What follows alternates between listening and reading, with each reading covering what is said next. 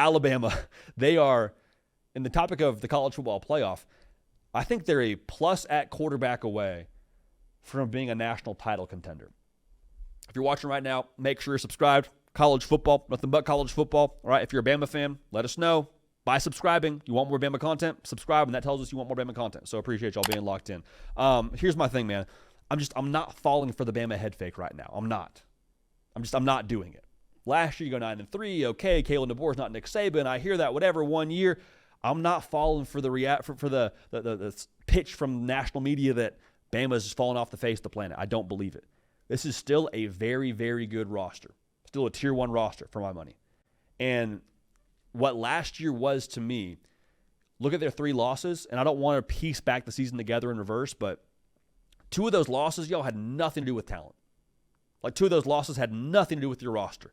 It was you showed up on that Saturday, went to Nashville, you were not ready to play. You played Oklahoma, you were not ready to play. If it was about talent, you would have won the game. But it wasn't about talent. So you say, okay, JD, cool, got it. What about the other loss? The loss to Tennessee, Jalen Milroe wasn't good enough. Completed 55% of his passes and 2 picks that day. You're going to get beat by most teams. Okay, now Tennessee, for the record, had a top 5 defense last year, so I think in some ways you tip your hat to Josh Heupel and what he's built there. But when we talk about what Alabama can be here in 2025, if you tell me you have a dude at quarterback, not just like not a wash, not he's even for Bama, like a truly elevator at quarterback, whether it's Ty Simpson, Keelon Russell, Austin Mack, I think it'll be Ty Simpson. Where's the massive hole for Bama they are just looking to fill? The skill, I think, is some of the best in the SEC, believe it or not. The defense is top 10 from a year ago with 60% production back. Okay. People like to attack the culture for Kalen DeBoer and say, well, he's not Nick Saban. Well, JD, you just told us some of those losses were not being ready to play. Isn't that a culture thing? Yes and no. I think year 1 culture isn't really a coach's culture. Kalen DeBoer is 46-13 as a head coach in the FBS. You don't go that record with a bad culture. Offensive line, there's talent there. Like, show me the spot for Bama where I'm just supposed to believe they're not good enough to get it done and compete for a national championship. Now, quarterback's a massive question mark. I totally hear that. If you don't have a quarterback anywhere in college football, you probably have some ground to make up. But I think with the way Kalen DeBoer has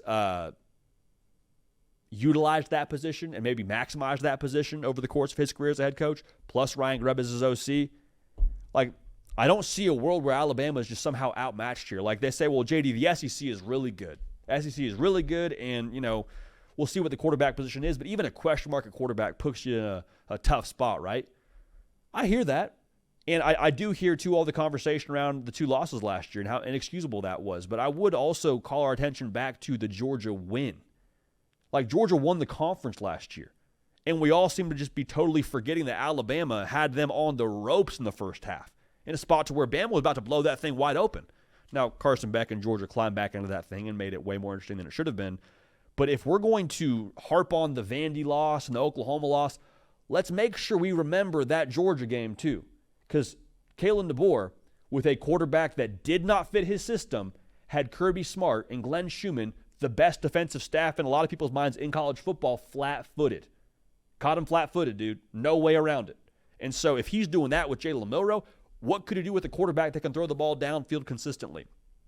I can't wait to see it. But if you're telling me Alabama is just yesterday's news, they can't get it, like, I'm not hearing that, man. I'm not falling for it. I would encourage you not to fall for it either. Year 2, Kalen DeBoer, a roster now that should have his culture more, in their system. What they bring back on defense, the skill, I like Bama, man.